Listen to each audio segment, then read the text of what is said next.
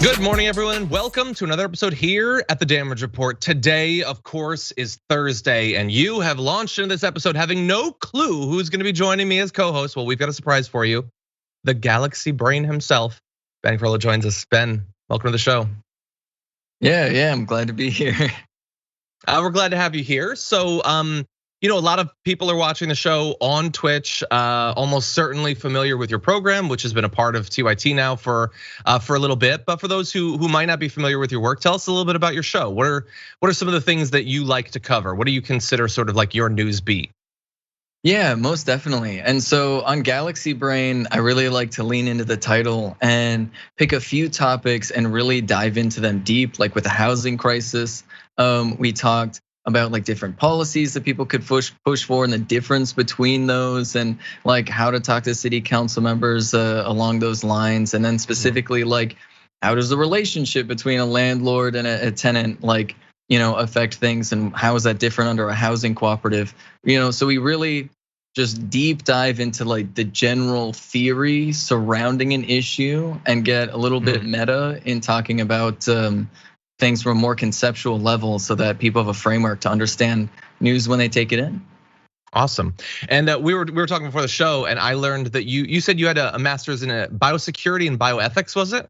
Yeah, biosecurity and biodefense. Yeah, biodefense. Oh, even more appropriate for the time. So that is both awesome considering the time we're in, but also, do you find yourself worried that entire field might not exist anymore since it's now considered sort of partisan to think we should have any security or put up any defense against these things? Yeah, so basically we have more of the same right now, but more of the same, but like the volume has been turned up to like 1,000, right? Where I remember like in the first couple years of grad school, like watching lectures and conferences and all these things where they're talking about, hey, we need to be ready for a coronavirus pandemic. We need to invest in global public health, right? They said specifically a coronavirus pandemic? Yeah, oh yeah, most definitely. I mean, like our eyes have been on coronaviruses for decades, right? Like things like the EcoHealth Alliance where, like for example, the Wuhan laboratory that everybody likes freaking out about, there were American scientists working in that lab, right? And it's because we had like decades-long partnership with scientists and doctors in Vietnam and Laos and China, all over Southeast Asia. There's a few in the Middle East and a few in Central Africa as well, where it's this big global partnership. And we've been looking for new coronaviruses for a long time because ever since SARS-1 happened, it's just been on our radar. It's one of the reasons why the vaccine rolled out so quickly is because they'd already been trying to develop a general purpose vaccine for a decade. And so, but we're seeing more of the same where like a couple years ago I was watching panels where they're talking about, we keep going to Washington saying we need global public health, not just public health in the United States, saying we need to fund local public health departments so that we can do contact tracing if we need to, all of these things. And they're not doing it, right? And they're talking about even Obama really didn't fund public health the way it needed to be funded. The funding had stagnated. And now it's just turned up to like 1,000 times that, where it's just, oh no, it's all this George Soros conspiracy theory to microchip everybody and give us all 5G. And it's so yeah, public health is terrifyingly depressing of a field now. I can imagine. Was your master's program paid for by Soros, or was it Bill Gates that funded you going into that? Anyway, yeah, we live in a ridiculous time, but we are going to be talking about the pandemic today, so you'll be able to bring hopefully a little bit of your expertise to that. But anyway, the show is Galaxy Brain, and so everyone should definitely stay tuned for that. But Ben, we're very excited to have you on the program, so thank you for joining us. For all of you watching, thank you for being here, regardless of what platform you're on. If you wouldn't mind hitting the like button if that exists on this platform, or sharing the stream otherwise, we would love for you to do that, to give unto the algorithmic gods that which they desire. And through the next 90 minutes or so, we're gonna be talking about heat waves and fires. We're gonna be talking about the pandemic, a tale of 3 different states actually. Why is it so much worse in 2 out of the 3 than the other? We're gonna see if we can learn any lessons. We're also gonna be talking about cybersecurity and when a conference devoted to it falls apart, so that'll be fun. Rand Paul has been caught hiding what I believe is clearly corrupt stock activity. That's considered controversial, I guess. And one of the stories I'm most excited for today these right-wing textbooks, what they are saying about topics as broad as evolution, slavery, the Civil War. We're gonna really get into it and figure out what people are being taught in thousands of schools around the country. But that said, Ben, are you ready to launch into some news? Oh, most definitely. Okay, let's do this. The Pacific Northwest is now on the brink of another multi-day heat wave. As you're watching this, if you're in that area, you might be experiencing it too. In the worst case scenario that's been projected, temperatures could reach as high as 111 degrees Fahrenheit in some parts of Western Oregon by Friday before a weekend cool down. It might not get that bad, but it is still going to be very rough. So bad that these would actually be record-breaking numbers for the region if those records hadn't already been shattered a short time ago during the heat dome of not that many weeks before. And when you look at those numbers, when you see 111 degrees Fahrenheit, you might think, well, I live in Arizona. There's been some heat. I live in California. It gets hot here too. But it's not necessarily the same thing. Tyler Kranz is a meteorologist who responded to these arguments saying, we'll often hear people say, who cares if it's 106 or 108? It gets us hot in Arizona all the time. Well, people in Arizona have air conditioning. And here in the Pacific Northwest, a lot of people don't. You can't really compare us to the desert Southwest. Now, because there's so little ability on the individual level in people's homes to deal with heat of this magnitude, the governor, Kate Brown, has declared a state of emergency over the heat, activated an emergency operations center, citing the potential for disruptions to the power grid and transportation. City and county governments are opening cooling centers and misting stations in public buildings, extending public library hours, and waiving bus fare for those headed to cooling centers. So we're gonna go a little bit broad on this in just a little bit, but I wanted to give you a chance to get in, Ben. We don't know if the heat wave is gonna be as bad as the last one. It's looking like it might not be, but what are your thoughts about the current state of things?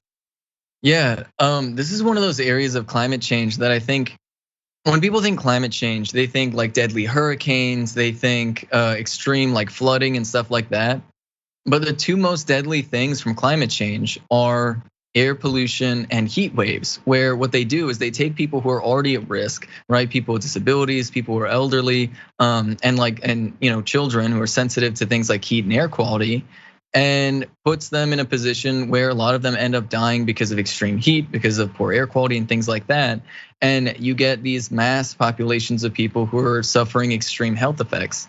And especially in the middle of a homelessness crisis here in the United States, it puts us in an even more difficult situation. And during a pandemic, I mean, how many hospital beds are open for people who, are suffering from like a heat stroke or something? We're really just put at the brink right now. And ultimately, we don't have the systems of support in place that we really need. And there's not, to make matters worse, I bet air conditioners have probably gone up in price over the past 3 months in the Pacific Northwest. Yeah, and we report on like these crises when they hit, but as with so many other topics, I have this sinking feeling that next year's not gonna be better. It's been going around like memes like, it's the hottest summer ever, enjoy it. It's the coolest summer for the rest of your life. Like that's the sort of thing that we're really looking forward to here. And because we're on the brink of this heat wave, I wanted to go back to the last one, which we talked about quite a few times here on the damage report. It turns out that it is likely that more people died here in the United States than was expected. When you do an analysis of excess deaths in 2 different states, in Washington and Oregon, you can take a look here, the spikes that hit during the heat wave. Now, some of the past big spikes were caused by things like COVID, sort of understandably. But something like 600 more people than expected died in those 2 states during the heat wave. That is 3 times higher than the official state counts of heat-related deaths. So officially on the record, a couple hundred people died. It's a massive tragedy, but it could actually be much worse than that. Now we're hoping that this heat wave won't be as bad as that one, but this is really just the beginning. I mean, we're focusing on the Pacific Northwest because you don't expect the heat there, but as Ben is pointing out, this is everywhere. Arizona was massively hit by heat. In California, we had it too. It's really difficult to escape it. Any other thoughts, Ben? Yeah, I think like the one thought, I'll take us a step further in terms of doomering, right? We're in the middle of a pandemic right now of coronavirus, but one of the things that changes when you have changing climate is changing patterns of things like mosquito populations, right? And they change where they are. And there's some pretty nasty bugs out there like dengue fever, for example, that could very easily make their way to the United States and become endemic here. As these patterns change with weather, so too these patterns of mosquito populations change. And that could lead to new pandemics of things that have been floating around in the global south for a while.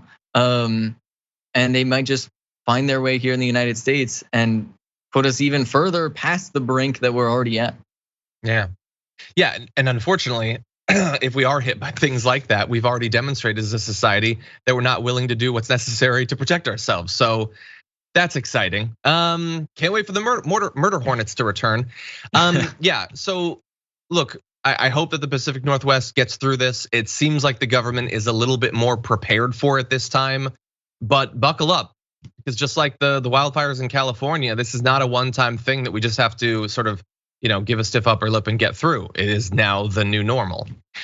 But let's go a little bit broader. The week started off with the IPCC report, making clear that we're at code red conditions for climate change. And that was serious news for like 5 hours. And now nobody's talking about it anymore. I mean, it's only apocalyptic. It gets pushed out. I understand a lot of news every day. It's hard to stay focused on one thing. So what is some of the news that might have pushed the IPCC report off of the front pages? Well, it might be things like this. Italy may have hit Europe's hottest day on record ever as the anticyclone Lucifer, which sounds like it's from a fantasy novel, is sweeping in. So yes, Italy hit 119.8 degrees. Just Italy, that hot. Okay, but maybe it wasn't that. Maybe it was that Siberia's wildfires are bigger than all of the world's other blazes combined, which is pretty crazy because there's a lot of fires. California is riddled with fire right now. I think they said in British Columbia, they were fighting between 300 and 500 blazes simultaneously. Greece, an entire island basically swept by flame. You might have seen the videos going viral of people fleeing to the water as the flames came in through a port in Europe. Maybe it's the news of records being broken, like for the first time in recorded history, smoke from wildfires reached the North Pole. We did it, everybody. We finally did it. And of course, that's not even to get into the fact that you've got deadly widespread wildfires in places as disparate as Turkey and Algeria, by the way. There's concerns about fires breaking out in Spain and Portugal. In Tunisia, a temperature record has broken as well. So, we talk about the Mediterranean, like that's sort of a climate. We think of the Mediterranean climate. Well, on both sides of it, it might be changing irreparably. Ben, what do you think about this? The world is on fire. I mean, oh my goodness. It's mind blowing that we haven't done more, right? It's mind blowing, like for example, California is still depending on literal prison labor to put out fires, right? Why? Literally, a town called Paradise literally burned down, and that wasn't a metaphor enough for people to get through their heads that maybe we should be scaling up our emergency preparedness. Maybe we should not pretend like these things aren't going to keep happening, right? It's literally just like the pandemic that's happening now. We didn't do any preparedness in advance, and now look where we are. And now we're seeing these disasters come every couple weeks instead of every couple years.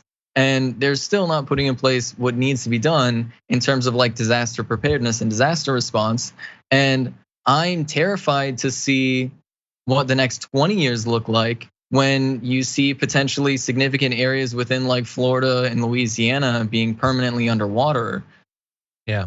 It's just like, because we need to be building like housing for that now, right? The flood insurance program should have a relocation program to move people away from the coast, but we don't have programs like that, right? We're not doing enough to stop these forest fires, and we're not doing enough to like even just respond to like air quality, right? Like the government should have an information program to tell people to get like air filters for their homes.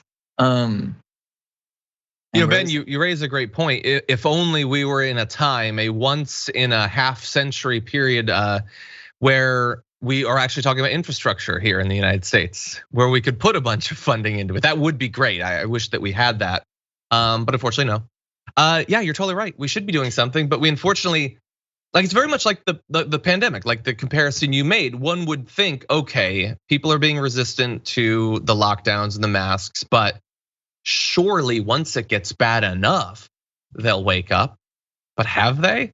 I don't know. I saw Matt Walsh tweeted something that honestly echoes what some like Sean Hannity was saying like a year ago. He's like, you know what? Yeah, you're gonna die someday. Just give up, lay down. He didn't say that last part. Just give up, lay down, let it into your lungs. I just saw before we went live, Marjorie Greene had a video. She was like, sure, the hospitals are packed with COVID, but they're packed with other things. We all die. So it's not like there was some hurdle that we had to pass and now we're ready to take it seriously. They went from deny to lay down and die. And I'm very worried that if we ever get past the denial and the just ignoring it, which we're seeing in climate change, that we'll be ready to just lie down, just lay down on the beach and let the rising ocean wash your body away. I worry, Ben, that will be the response of a lot of people.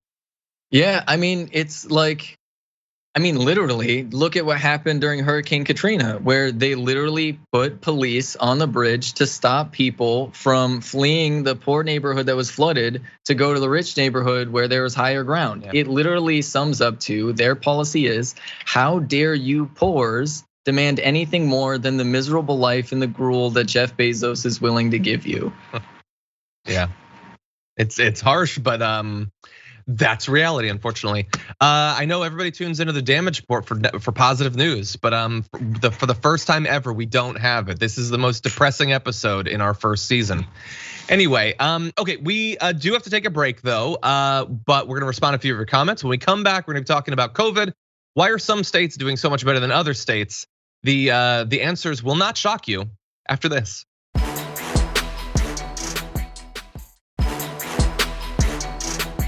Okay, everybody, before we jump back into the news, let me give you an idea of some of the things that are coming up on TYT. First of all, as always, immediately following the damage report, Indisputable with Dr. Rashad Ritchie will be going live both on Twitch and at youtube.com/indisputable_TYT with co-host today, Wosny Lambre. Very exciting stuff. You're definitely gonna wanna watch that. I believe right after that, you've got reactions with Rayvana at twitch.tv/TYT. So basically just buckle up, hold on to your butts on Twitch because you're not going nowhere. But anyway, then the main show will be going on. There's a lot of exciting stuff there. Also, TYT Sports, Ricky Strom goes live every Friday at 4 p.m. Eastern time, 1 p.m. Pacific time at youtube.com/TYT Sports. He talks about, well, sports, that's true, but also politics and gaming and does a bunch of other stuff besides. So with that though, why don't we jump back into what's going on around the country? Obviously, throughout the United States, COVID is a major and growing problem, but it is not growing at the same rates everywhere, not even when you just focus on a few of the biggest states. So here we want to talk about California, Texas, and Florida, 3 states that have each at different periods had horrendous increases in COVID cases, hospitalizations, and deaths. But so far, at least, that is not really the case. Not all 3 are being hit in the same way during this most recent Delta variant fueled surge. California is reporting 141.1 new coronavirus cases for every 100,000 residents over the past week, a rate half that of Texas at 297.8, and less than 1/4 of Florida, which is above 650 cases per 100,000. California's rate is also less than the national average, by the way, of 232, despite being a city with some very large packed, a state with some very large packed cities, travelers, tourism, and all of that. So let's focus on where it's going wrong. The flood of COVID-19 patients newly admitted to Florida hospitals is now far worse than at any point during its winter surge, the so-called dark winter. Well, we got a dark summer for you. In January, Florida was reporting more than 1,150 new COVID patients every day, but now it's over 2,071 hospital admissions. And when you take a look at these 3 states, when it comes to daily admissions to hospitals, there's a big gap between them. With California below 2 per 100,000, a little bit more than twice as many as Florida. But in Texas, Florida is at 5 times the rate. And Texas is doing much better in that metric. But overall, if you look at their cases, let's bring up the Texas cases. It is getting back up into where it was at in November leading into December, despite the fact that we've had a vaccine now for more than 6 months. So we're gonna get into some of the potential explanations, but Ben, what do you make of how different the situation is in these 3 different sort of spots across the United States? I am gonna go out on a limb here. I know it's a very radical limb, but I'm gonna go ahead and say that the prevalence of anti-mask, anti-vax Republicans is probably playing a significant role in what's going on in Florida and Texas. It's almost like, I know. Very, very wild take, out on a limb. It's almost like the vaccine reduces the rate of infection and the spread, and it's almost like the masks also reduce the rate of infection and spread. I mean, I might just have a master's degree in biosecurity and biodefense, but that's my wild guess, very uneducated, simple guess. Well, look, if I've learned anything from following the media for the past 10 years, it's that the more someone knows, the less you should trust them.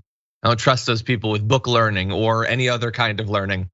So let's look at the evidence and see if you might be right. Well, first of all, we're gonna look at a couple different explanations. One is vaccination rate. So my gut would say that California probably is more vaccinated than Texas or Florida. So let's look at the rates. California, the fully vaxxed rate is at 63%. 77.5% have received at least 1 shot. So Florida is less vaxxed, although perhaps not as big of a gap as you might think. 6 points less in fully vaccinated. It's looking like closer to 8 points in partially vaccinated. Texas, which is doing better than Florida in some metrics, is again less vaxxed than even Florida at 53.7% fully vaxxed, 64.3% partially vaxxed. So there are gaps, certainly. They're not massive gaps. And so that's when you get into the other measures, other than just vaccination. California has urged all residents, even those who are fully vaccinated, to wear masks indoors while in public, and is requiring them in K-12 schools. The governors of Texas and Florida, on the other hand, have largely banned schools and municipal governors from instituting such mandates, though some local leaders have defied those orders. So it turns out that your wild gamble of a guess, Ben, probably is true. Not only have they not done what California has done, which is mandating it, they are banning local governments from banning it. Isn't that crazy? Now, like, that seems to be maybe falling apart in Texas. There's some court stuff going on right now, and a couple different areas, both in Dallas and down in the Rio Grande Valley, are starting to fight back against that. But it almost seemed as if they were like taking the side of COVID once again, wanting to make sure that it gets its claws in as deep as it can. Yeah, I mean, okay, so the most important thing that people understand when it comes to pandemics and vaccines and the mask wearing is that it is a probability game, right? It is literally a probability game, and there's whole fancy mathematical models that they do to like do this. They do a lot of agent-based modeling, if you know what that is. It's really fun. But basically, the most important number is, what are the chances that a person who is spreading coronavirus bumps into somebody who is susceptible to the coronavirus, right? And susceptibility has its own percent chance. And so vaccinations and masks are both numbers to reduce that. And even like a 10% difference in vaccination rates can lead to wildly different rates in the amount of spread, because there's a lot of non-linear scaling in terms of vaccines, mask wearing, and the actual spread of coronavirus. You're starting to sound like Dr. Fauci, and it's making me very angry, actually. But no, that's why we're glad we have you with your expertise, and you're obviously totally right, and we're seeing that play out in cases and hospitalizations and deaths. Which, like, every time I post about COVID, I get at least 1 or 2 lizard brains who will respond with, "Yeah, what about the deaths?" And I'll point out that they've like doubled in the past 2 weeks, and it's absolutely dreadful to be losing 500 or 600 people per day. But then I also know, like, were these people taking COVID seriously when 3,000 people were dying per day? I doubt it. I don't think that they actually care. It's just a talking point.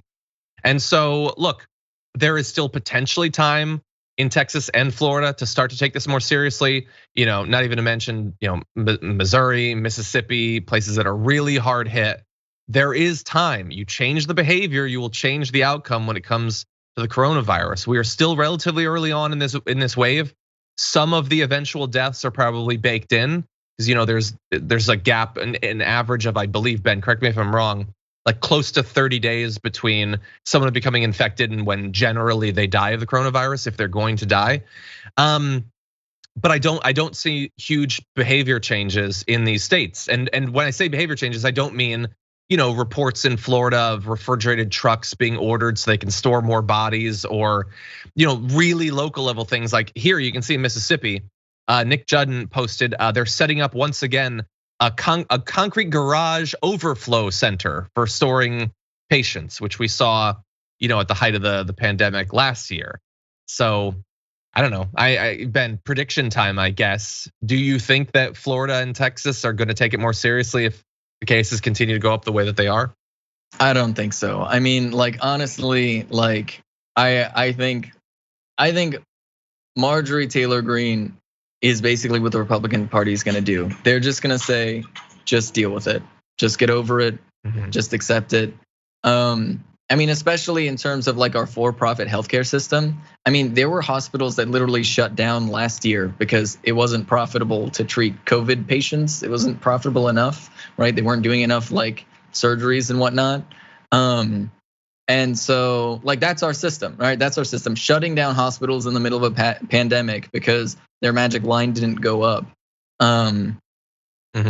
I don't think I might just be doomering out, but I don't think they're gonna change what they're doing. Yeah, I've become increasingly pessimistic throughout this pandemic. We will see. We will see.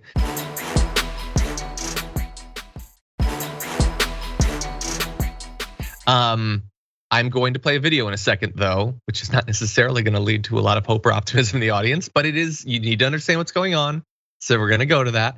Can we get that photo we just went to again ready again? I wanna incorporate that in this. One of the reasons that it is so devastating that COVID cases are rising so rapidly and the hospitalizations are rising so rapidly is that our public health system, the actual people who make up it, have had a devastating year and a half.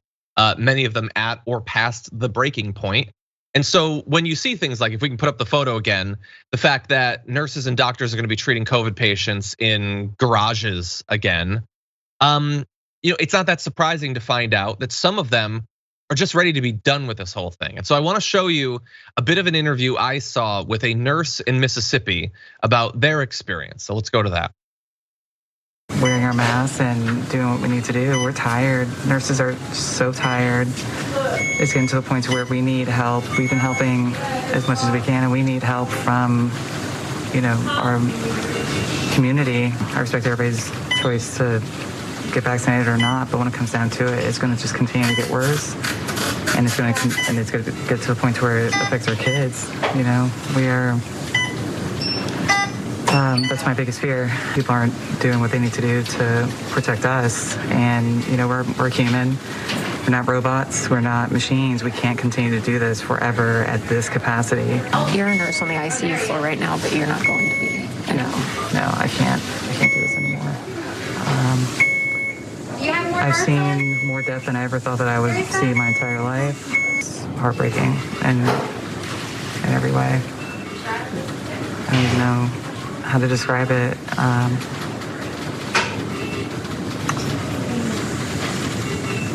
It's overwhelming.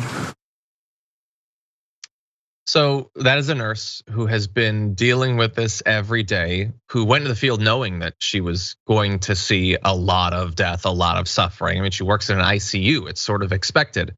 And she has been broken by this experience, at least in terms of the ability to continue doing it on a daily basis. And we can just, sort of hope that she's an outlier, that there will always be doctors, there will always be nurses. But we're finding out in a lot of places already that is not the case. Texas, I don't know if you saw this, Ben, Texas is having to import doctors from other states because they can't actually treat all of the patients that they have. Now that may be sustainable for a little bit, that we can just take doctors from one state, send them to Texas. But what about when those states need their doctors? Think about the dominoes as they fall when it comes to that. So what did you think about that video?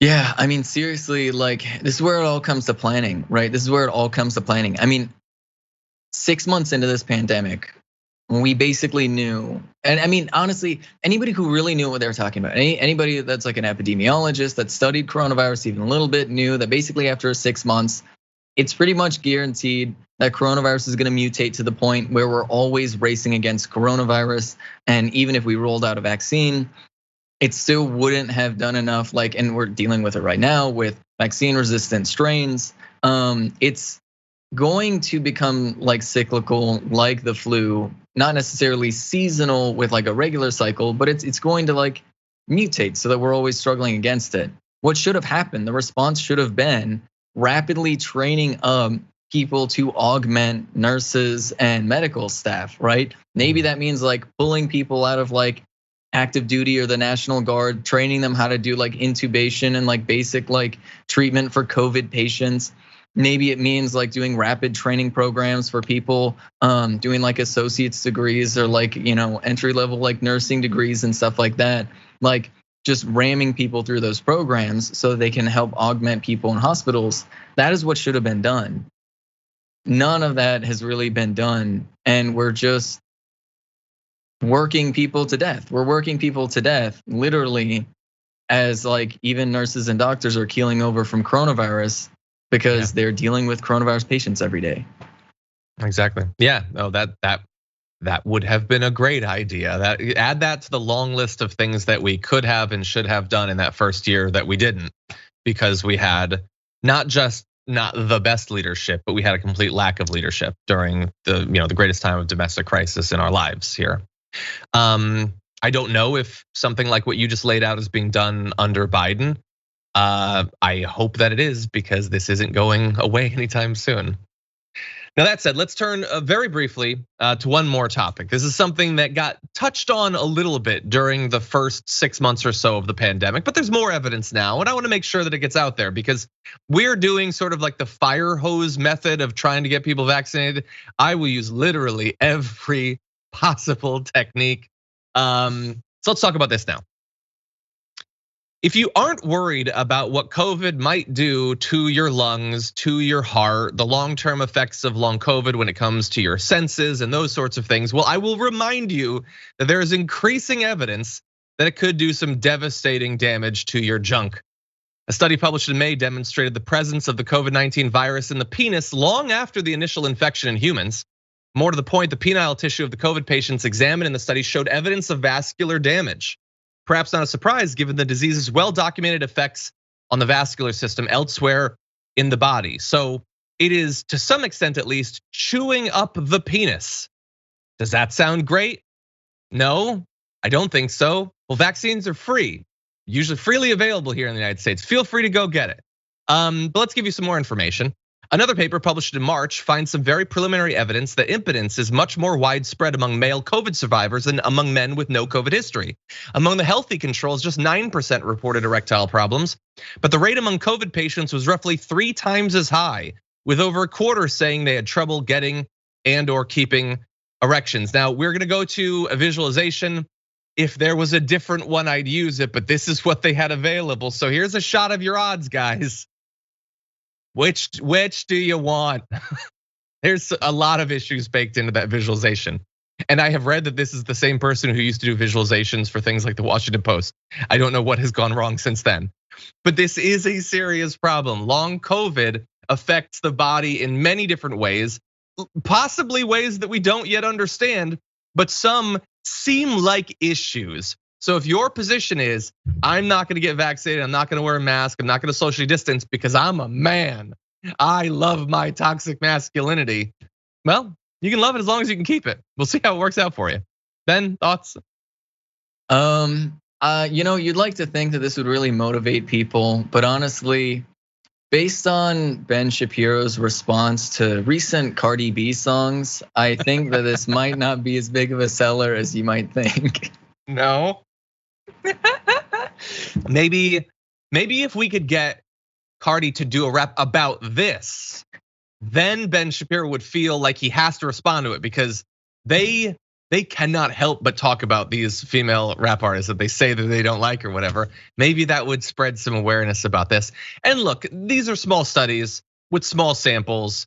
as anything having to do with erectile dysfunction. You're probably not going to get thousands and thousands of men to take part in this necessarily, but the at least preliminary evidence is there.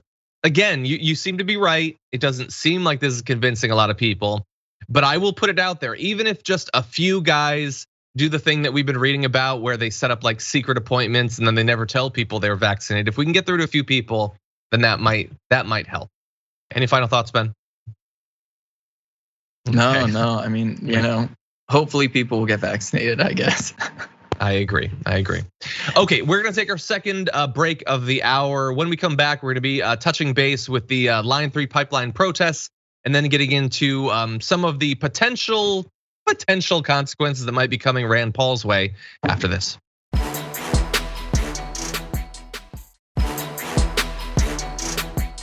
Anyway, before we get back into our next story, an unfortunate reminder, I know, but starting on Monday, the multicast of the Young Turks, which had previously been playing at youtube.com/The Damage Report, will no longer be going on. So you will have to go to youtube.com/The Young Turks to watch the live stream of the show. Reminder, it is freely available. You do not have to be a member, subscriber in any way to the network or to the channel or anything like that. It's available to everyone, but it will not be multi-streaming on the Damage Report's YouTube channel. So just a reminder, starting Monday, you still got the rest of the week, and then things will change at least for now.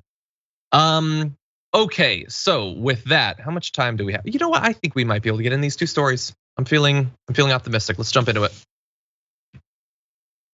I want to give you some updated information about the Line 3 pipeline protests that we've talked about in the past. Now, we had shown in the past that some of the security force retaliation against those attempting to stop the construction of this pipeline has been incredibly rough, including the weaponization of helicopters to try to pelt people protesting with like gusts of sand and rocks and things like that. Well, it has continued to be rough. Not that long ago, back on the 30th of July, water protectors at Line 3 were subjected to pepper spray and rubber bullets during a series of arrests. And protesters who've been jailed have reported mistreatment from officers, such as lack of proper food, solitary confinement of people protesting a pipeline, and denial of medications.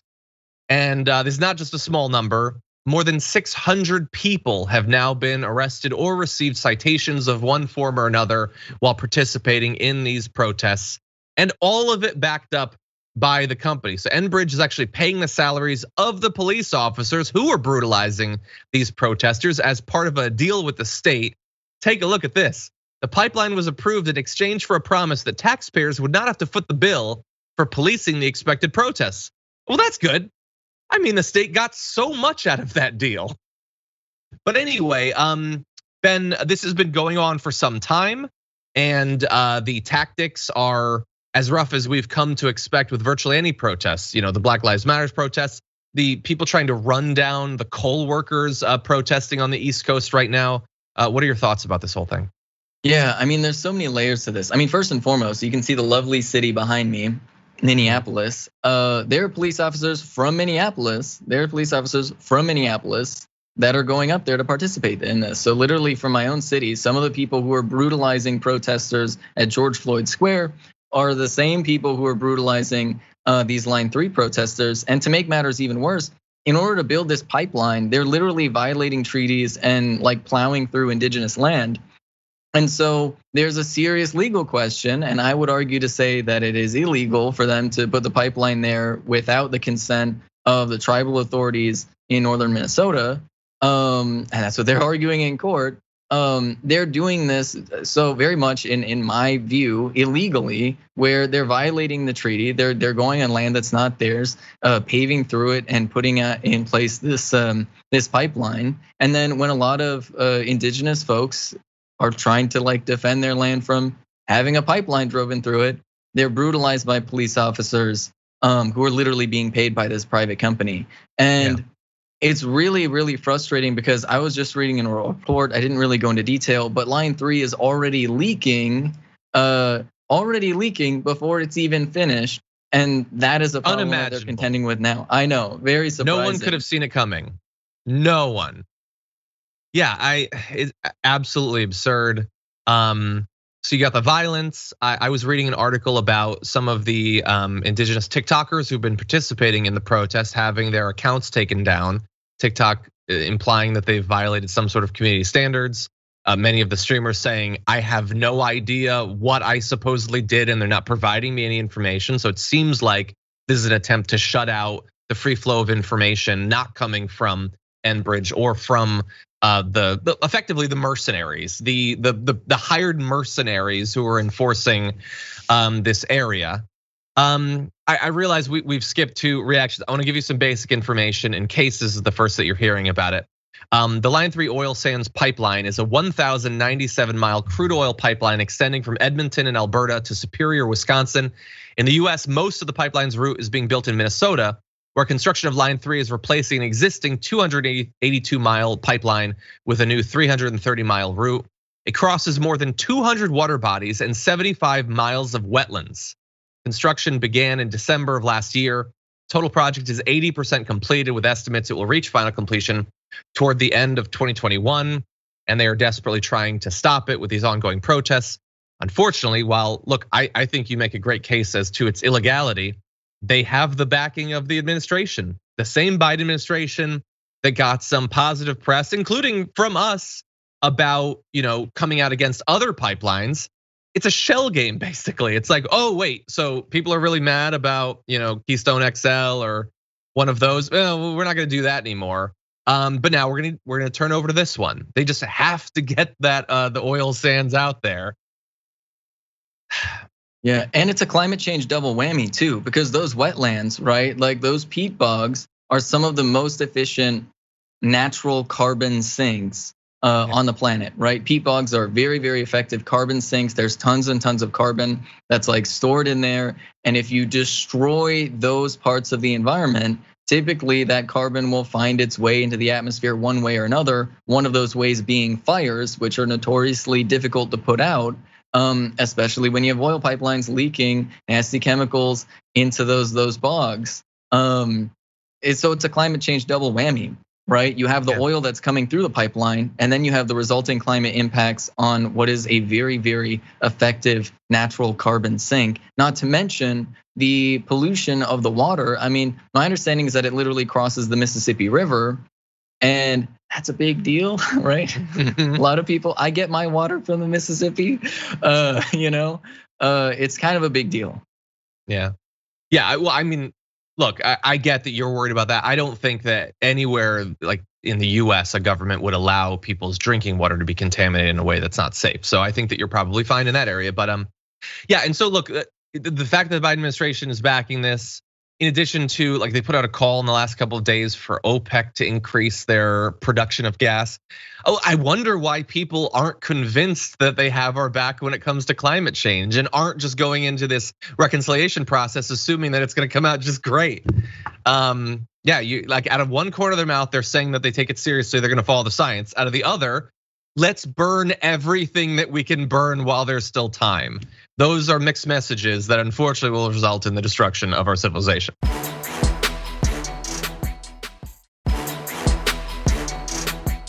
Okay, we have a little bit of time, so we're gonna jump into this one last story to close out the hour.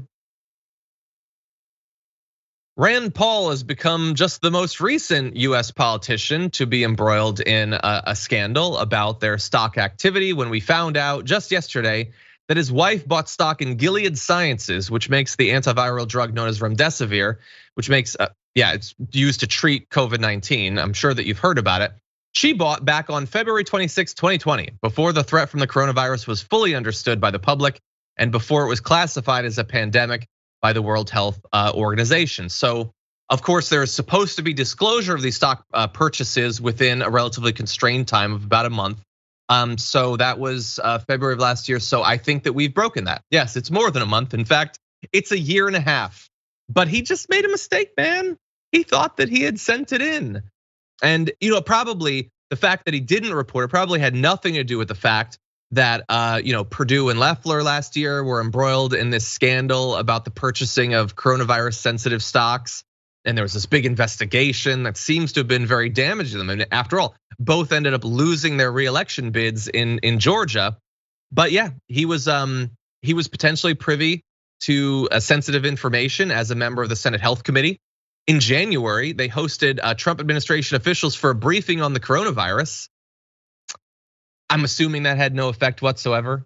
Anyway, we're gonna have a lot more details about what money might have been made, the actions that he took. But Ben, as I alluded to, this is just the most recent of any number of different instances where I think the public is right to worry that senators might be using the privileged information they have. What are your thoughts about this whole thing? Yeah, most definitely. I mean, especially so to me, it's especially telling because it's investing in a company that makes an antiviral.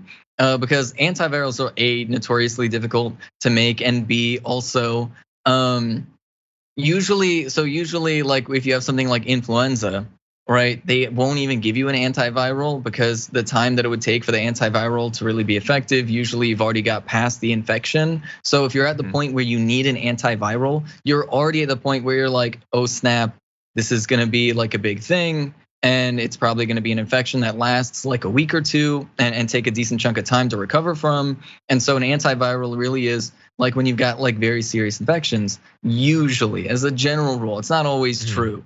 But in this case, I feel like it's pretty telling because COVID is a pretty significant infection that leads to, like a couple weeks of being sick and potentially dying. And so to say, oh my goodness, this is something we might need an antiviral for is particularly significant in my humble opinion. Yeah, well, to believe, you know what, this might be a big thing. We should get some of this stock in February. Overall, how would you characterize the way that Rand Paul has talked about COVID? Is he talking about it as a thing that's so serious that we might need some sort of emergency antiviral? Well, no, of course not. And this is what they keep running this game where, they're literally not putting their money where their mouth is, right? They're getting vaccinated, they're being quiet about it. They're sheltering away in their mansions and they're like, oh, I'm not gonna go visit, those random people and get myself infected. And then they turn around and get on TV, and when they're on Fox News from their Zoom conference, they're saying, oh, don't worry, it's no big deal. And it's just this ridiculous lie where they're trying to gaslight people and say, no, there is no war in Ba Sing Se, right? There's no pandemic, don't worry about it, like it's nothing.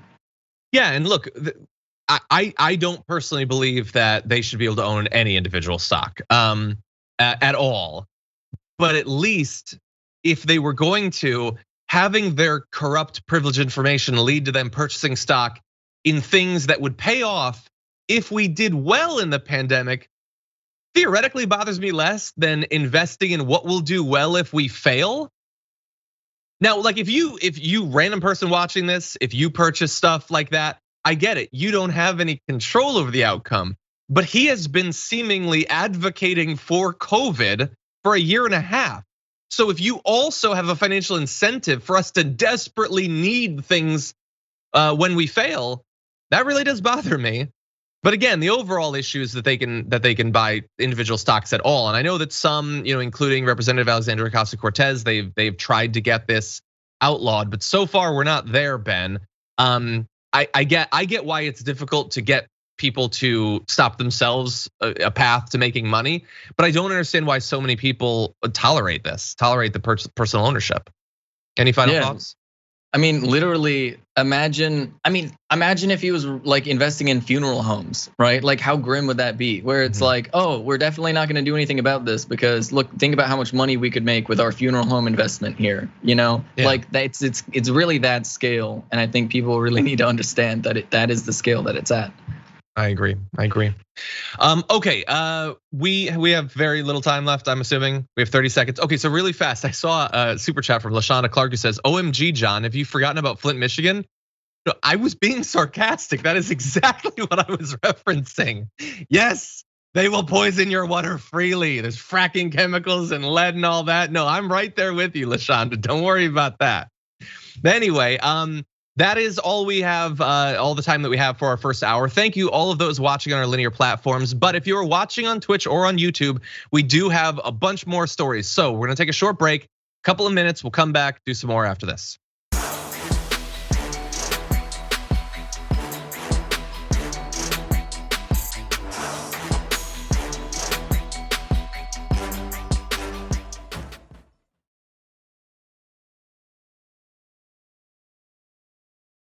Thanks for listening to the full episode of The Damage Report. Support our work, listen ad-free, access members-only bonus content, and more by subscribing to Apple Podcasts at apple.co/TYT. I'm your host, John Adarola. I'll see you soon.